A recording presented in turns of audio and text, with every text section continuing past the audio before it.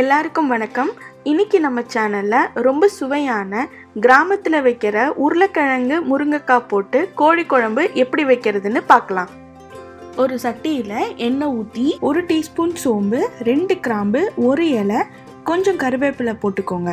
ஒரு சின்ன வெங்காயம், ஒரு சின்ன தக்காளி சேர்த்து வதக்கிக்கோங்க. நான் 1/4 கிலோ சிக்கன் தான் போட போகிறேன், அதனால ஒரு சின்ன வெங்காயமும் ஒரு சின்ன தக்காளியும் போதும். நல்லா வதங்கினதும் க்ளீன் பண்ணி வச்சிருக்கிற சிக்கன் பீசஸை அதோட சேர்த்துக்கோங்க. லைட்டாக கிளறிக்கோங்க. 1 டீஸ்பூன் இஞ்சி பூண்டு பேஸ்ட் சேர்த்துக்கோங்க. 1 டீஸ்பூன் மஞ்சத்தூள் சேர்த்துக்கோங்க. 1 ஜூஸ் டம்ளர் தண்ணி ஊற்றி மூடி வைங்க. 1 உருளைக்கிழங்கு, 1 முருங்கைக்காயை கட் பண்ணி வச்சுக்கோங்க. இப்போ குழம்பு நல்லா கொதிக்குது. இப்போ நம்ம காயையும் சேர்த்துடலாம். 2 டீஸ்பூன் மிளகாய் தூளும் கொஞ்சம் உப்பும் சேர்த்து கிளறி மூடி வச்சிடுங்க.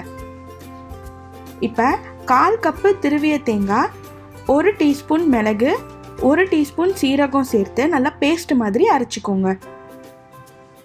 குழம்பு நல்லா கொதிக்கும் போது தேங்காய் பேஸ்ட்டையும் சேர்த்து மூடி வச்சு குக் பண்ணுங்க.